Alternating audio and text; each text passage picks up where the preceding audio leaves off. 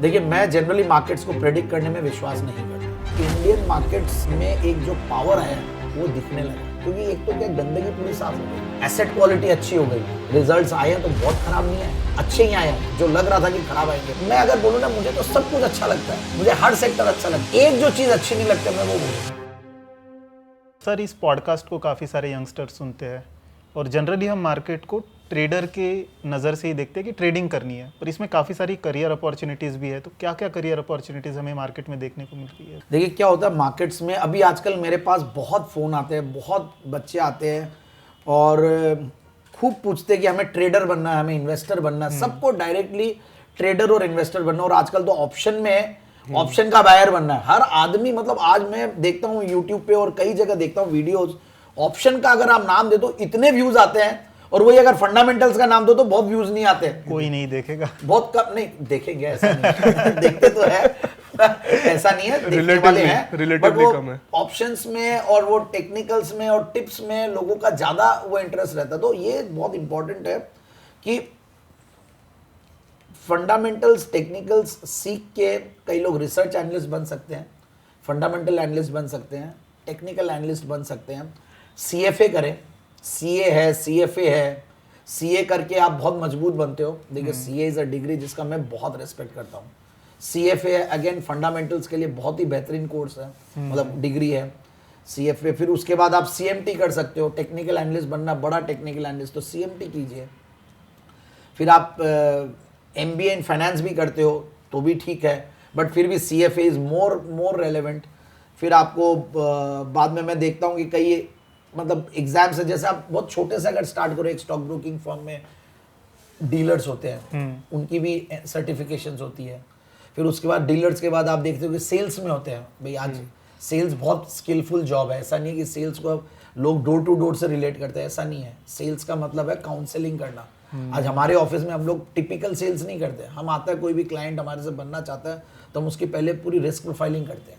हम लोग एक फाइनेंशियल फ्रीडम क्वेश्चनर बना रखे हैं, उस क्वेश्चनर को भरवाते हैं, तो सेल्स में हम वो सिखाते हैं। तो वैसा सेल्स या काउंसलर या मतलब आप कंसल्टेंट बोल लीजिए आजकल, वो it is more of a consultancy और a solution rather than typical sales. और जो पहले होता था कोई क्लाइंट आया खाली ब्रोकरेज जनरेट करवाने का काम हो, ऐसा नहीं है। ऐसा हो रहा होगा अभी भी, बट हम ऐसा नहीं करते और हम चाहते कि ऐसा नहीं हो, ठीक है। और इनफैक्ट अब तो रेगुलेटर्स ने ऐसे चीजें कर दी कि अब आजकल ये सब कम होते ही नहीं है। Hats off to our regulators, मतलब इस बात में तो मानना पड़ेगा कि our country has got the best of regulators. मतलब सेबी हो या दूसरे रेगुलेटर्स हो, सब, भले इंश्योरेंस का रेगुलेटर, बैंक्स का रेगुलेटर, सब। अब मैं हमारी लाइफ को देखता हूँ तो एज अ ब्रोकर बहुत ईजी हो गई है। पहले ब्रोकिंग बहुत टफ था, हालांकि ठीक है अभी टफ हो रहा है तो धीरे धीरे लोगों को तकलीफ हो रही है, बट वो धीरे धीरे उसके चीज़ों का बेनिफिट सब पता चल रहा है। तो आप ब्रोकर बन सकते हो, अपने आप में ब्रोकर, एक सब ब्रोकर बन सकते हो। भाई आपको ब्रोकिंग में क्या होता है, कंप्लायंस का पूरा डिपार्टमेंट चाहिए, सॉफ्टवेयर पे इन्वेस्टमेंट चाहिए, सब ब्रोकर बन जाए, रेमेशियर बन जाए आप। फिर अकाउंट ओपनिंग एसोसिएट बन सकते हैं कि भाई ठीक है, मैं खाली मतलब ऑथोराइज पर्सन बोलते हैं उसको, सब ब्रोकर को आजकल ऑथोराइज पर्सन बोलते हैं। तो ये हो गए बिजनेस साइड में। आप इंश्योरेंस और ये पूरा फाइनेंशियल प्लानिंग, मतलब आप सीएफपी कर लें, सर्टिफाइड फाइनेंशियल प्लानर बोलते हैं, आप पूरे 360 डिग्री फाइनेंशियल प्लानिंग करके दीजिए। कि कोई एक वेल्दी पर्सन आता है या वेल्दी नहीं भी हो, एक नॉर्मल पर्सन आता है, 500 रुपए से लेकर 500 करोड़ रुपए तक आदमी इन्वेस्ट कर सकता है या इन्वेस्ट करवाता है, कितने भी करोड़ तक, मतलब हर आदमी इन्वेस्ट करता है। तो आप 500 रुपए हर आदमी की इनकम लेवल्स देख के आपको उसको राइट प्रोडक्ट बताना, राइट सोल्यूशंस देना, वो इंपॉर्टेंट है। तो एसआईपी के लिए आपको म्यूचुअल फंड, तो म्यूचुअल फंड के आप सेल्स का एक कोर्स कर सकते हो, म्यूचुअल फंड डिस्ट्रीब्यूटर बन सकते हो, ये भी मार्केट से रिलेटेड है ना, कैपिटल मार्केट। इन्वेस्टमेंट एडवाइजर होता है आजकल, सेबी रजिस्टर्ड इन्वेस्टमेंट, पूरा 2 पेपर्स होते हैं, उसको क्लियर करे और थोड़ा पढ़े, फिर पूरा 360 डिग्री प्लानिंग करके दे। रिसर्च एनालिस्ट होते हैं, फिर एआईएफ्स बनती है। आप अगर आपको और ज़्यादा आप ग्रो करना है तो जैसे हम लोग एस्पायर करते हैं कि हम एआईएफ बने कभी, कई लोग आप पीएमएस करते हैं, पीएमएस पोर्टफोलियो मैनेजमेंट सर्विसेज चलाते हैं, फिर उसके बाद वो एआईएफ पे आते हैं। उसके बाद आपको बोर तो नहीं हो रहा है, मैंने बहुत ज़्यादा सारे डिग्रीज के बारे में एक साथ बता दिया, but these are very important, लोगों को भी पता चले कितनी सारी अपॉर्चुनिटी। राइट। तो एआईएफ है, एआईएफ के बाद म्यूचुअल फंड बनाते हैं। मतलब मैंने अभी देखा आई वाज सरप्राइज, मैंने अभी न्यूज़ में पढ़ रहा था, काफ़ी लोग जो पीएमएस स्कीम्स चला रहे हैं वो लोग आज म्यूचुअल फंड खुद का ला रहे हैं। हाँ, तो कितनी बड़ी बात है। तो आप कहाँ से कहाँ तक पहुँच सकते हो आप, मतलब तो सबसे इंपॉर्टेंट है कि जर्नी राइट होनी चाहिए, पढ़ाई राइटली करनी चाहिए, हर चीज़ को सीख के करे, सूझबूझ के साथ करे। कोई भी चीज़ यहाँ पे एक्सीडेंट से नहीं होती है, ठीक है। एक्सीडेंट से कोई बार आप पैसा कमा लेते हो तो फिर उसको संभालना सीखना पड़ेगा। तो ये सारे डिग्रीज है, कोर्सेज है, NISM के कोर्सेज है जो सेबी की प्रोमोटेड इंस्टीट्यूट है, national institute of securities markets. फिर NISM सर्टिफिकेशंस ले, उसमें कंप्लायंस ऑफिसर बन सकते हैं आप, रिसर्च एनालिस्ट है। तो बहुत सारे बैक ऑफिस के भी बहुत सारे काम होते हैं। तो compliance is again a very big this thing. लोग आजकल आउटसोर्स करने लग गए। कई CAs है जो खाली ब्रोकिंग की कंप्लायंस में काम कर रहे हैं, क्योंकि कंप्लायंस एक बड़ा पार्ट है। जिस तरह से रेगुलेटर्स आप रिस्क मैनेजमेंट, हमारे यहाँ रिस्क मैनेजर का बहुत बड़ा रोल है। तो IT, इवन आजकल ब्रोकिंग, आजकल वो पुराना ब्रोकिंग नहीं रहा, इट इज IT। अब ये सब टेक एनेबलमेंट इतना ज़्यादा हो गया आजकल, ये जो डिस्काउंट ब्रोकर्स और जो टेक एनेबल्ड फिनटेक ब्रोकर्स है, ये लोग बहुत गजब का काम कर रहे हैं। टेक एनेबल्ड ब्रोकर्स, हम लोग सेमी हैं, मतलब हम लोग टेक्नोलॉजी है हमारे पास भी, और हम लोग टेक्नोलॉजी को जल्दी अडॉप्ट किया। तो हम लोग राजस्थान में आउटशाइन भी किए थे शुरू में।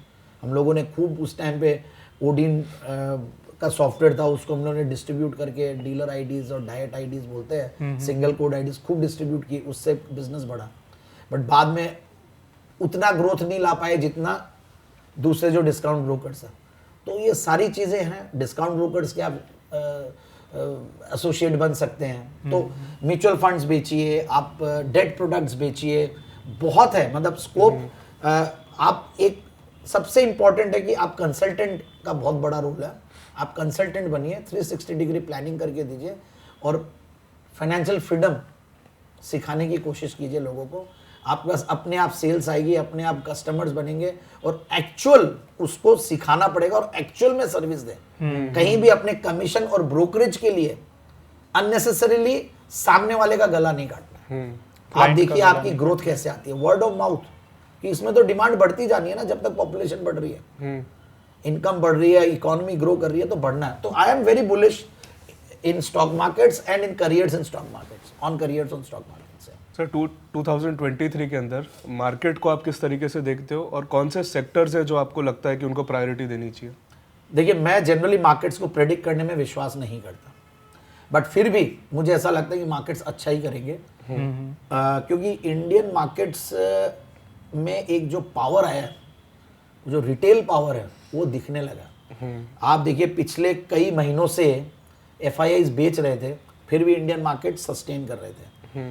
दुनिया के बाकी मार्केट्स खराब कर रहे हैं, फिर भी इंडियन मार्केट्स अच्छा कर रहे हैं, क्योंकि रिटेल मनी जो आ रहा है, वो जो पावर है, तीसरी महाशक्ति बोल लीजिए आप, FIIs DIIs के, और DIIs इन्वेस्ट करते जा रहे हैं, क्योंकि रिटेलर्स म्यूचुअल फंड्स में पैसा डाल रहे, मतलब रिकॉर्ड नंबर्स में म्यूचुअल फंड्स में फोलियोज खुल रहे हैं, डीमैट अकाउंट्स खुल रहे हैं, और वहां पे पैसा लग रहा है। तो ये पावर का तो देखिए बेनिफिट मिलेगा, एक ये। दूसरा जो फाइनेंशियलाइजेशन, डिजिटलाइजेशन, 3, फिर जो अवेयरनेस बढ़ रही है, और जो लोग फॉर्मलाइज कर रहे हैं अपने मनी को, भाई यहाँ पे ला रहे हैं। और एक जो इक्विटी मार्केट्स पे पहले लोगों का एक रुझान था कि नहीं ये तो सट्टा है या यहाँ पैसा नहीं लगाना है, जो थॉट प्रोसेस में चेंजिंग आई है, वो सारी चीजें बहुत जबरदस्त काम कर रही है मार्केट्स में। तो मुझे लगता है कि मार्केट्स तो अच्छे ही हैं। हो सकता है कोई एक क्वार्टर खराब हो, 2 क्वार्टर खराब हो, तीसरी क्वार्टर में अच्छा हो जाए, फिर नीचे आ जाए। पिछले साल भी इतना टफ मार्केट था, वर्ल्ड ओवर सारे मार्केट्स खराब थे, बट इंडियन मार्केट्स निफ्टी 4-5% ऊपर था। तो मुझे लगता है कि मार्केट्स अच्छे हैं, और मेरा तो अगेन फेवरेट स्टॉक्स सेक्टर और सेगमेंट है वो है मिड कैप, स्मॉल कैप, वो जरूर चलने चाहिए, ऐसा मेरा मानना है। उसमें भी कोई स्पेसिफिक सेक्टर जैसे? उसमें भी देखिए मुझे ऐसा लगता है कि ऑटो इंसुलेरीज अच्छा करना चाहिए, क्योंकि देखिए ऑटो इस साल भी जबरदस्त डिमांड में। आज भी आप माल खरीदने जाओ, गाड़ी खरीदने जाओ, तो आपको वेटिंग पीरियड 6 महीने की वेटिंग पीरियड, 3 महीने की वेटिंग पीरियड, इस तरह। तो ऑटो इंसुलेरीज अच्छा करेंगे। ईवीज का इतना बड़ा वो हो रहा है, तो जो ऑटो इंसुलेरी कंपनीज है जो ईवीज को सप्लाई करने वाली है, वो कंपनी अच्छी लग रही है। फिर एक green as a theme has come up. Green मतलब रिसाइकलिंग इंडस्ट्री बोल लीजिए, ग्रीन पावर बोल लीजिए, हाइड्रोजन, ये जो एक हो रहा है फ्रेंडली, क्लाइमेट चेंजेस वाले जो ये प्रोडक्ट, ये बहुत बढ़िया लग रहे हैं। फिर मुझे ये हमारे जो इकोसिस्टम, हमारा जो financial ecosystem BFSI, I am very bullish. Private sector banks हो या पब्लिक सेक्टर बैंक्स हो, क्योंकि एक तो क्या गंदगी पूरी साफ हो गई, हाँ एसेट क्वालिटी अच्छी हो गई, और इकोनॉमी ग्रो करेगी तो डिसबर्समेंट्स भी होंगे, और इंटरेस्ट रेट पीक आउट हो गए। तो अब इंटरेस्ट रेट मुझे नहीं लगता कि यहाँ से बहुत ज्यादा बढ़ने वाले हैं, अब होगा तो नीचे ही आएंगे, तो ऑटोमेटिकली और अच्छा है, ठीक है। फिर तीसरा मुझे लगता है कि ये BFSI में इंश्योरेंस आता है, मतलब BFSI, banking, financial services and insurance. तो इंश्योरेंस एज अ सेक्टर बहुत बढ़िया लगता है मुझे, बहुत जबरदस्त ग्रोथ लगती है वहाँ पे। बट ठीक है, वैल्यूएशंस थोड़े से महंगे साइड में लगते हैं, तो कोई भी करेक्शन आए तो वहाँ अपॉर्चुनिटीज है। IT मुझे लगता है कि इस साल का हो सकता है सेक्टर ही IT हो। लोग एकदम, मतलब ये कॉन्ट्रारियन कॉल है, मैंने आज भी, शायद मैंने अभी रिसेंटली टीवी पे दिया, मैं IT के ऊपर बहुत आज मतलब बोल के आया हूँ, कि मुझे ऐसा लगता है कि mid cap, small cap IT companies will do very well. Even large caps results आए हैं तो बहुत खराब नहीं आए हैं, अच्छे ही आए हैं, जो लग रहा था कि खराब आएंगे। और प्लस BFSI सेगमेंट में जबरदस्त डिमांड है, इवन US की कंपनियां, क्योंकि देखिए ये अब ऐसा हो गया कि जैसे हमें रोज सुबह ब्रश करना तो टूथपेस्ट चाहिए, वैसे आपको कंपनी रन करनी है तो IT चाहिएगा, डिजिटल ट्रांसफॉर्मेशन चाहिएगा। That is not an luxury now, day to day life का हिस्सा ये नेसेसिटी, अब करना ही पड़ेगा आपको। कोई भी बिजनेस बच नहीं सकता इससे, अब अछूता रह ही नहीं सकता कोई इंडिविजुअल। आप देखिए ना, दिन भर अपन भी टेक्नोलॉजी में ही बैठे हैं ना, हाँ। दिन भर व्हाट्सएप कर रहे हैं, ये कर रहे हैं, सोशल मीडिया कर रहे हैं, टेक्नोलॉजी को यूज कर रहे हैं। हर आदमी को टेक्नोलॉजी के बिना कुछ नहीं हो सकता। बिल्कुल। तो मुझे लगता है कि आगे IT विल डू वेल। बिल्कुल इन्वेस्ट कीजिए और थोड़ा 2 साल 3 साल का नजरिया रखिए, तो IT as a sector will do well. Pharma थोड़ा सा कर सकता है, क्योंकि वहां पे अंडर परफॉर्मेंस बहुत बड़ा रहा है, तो वहाँ पे डाउन साइड रिस्क नहीं है। सो थोड़ा सा सिलेक्टिवली फार्मा में जा सकते हैं। मैंने काफ़ी स्टॉक्स वहाँ से भी रेकमेंड किए हैं, और अगर आप मुझे स्टॉक आइडियाज़ पूछोगे तो मैं कोई फार्मा स्टॉक ही बताऊंगा, डोंट वरी। तो ये सारी चीज़ें हैं। बाकी मैं अगर बोलूँ ना, मुझे तो सब कुछ अच्छा लगता है मार्केट में, मुझे हर सेक्टर अच्छा लगता है। हम सेक्टर एग्नोस्टिक वैसे, मुझे तो स्टॉक अच्छा लगना चाहिए, भले वो कोई से भी सेक्टर का हो, कंपनी अच्छी होनी चाहिए। बट एक जो चीज़ अच्छी नहीं लगती मैं वो बोलूँगा,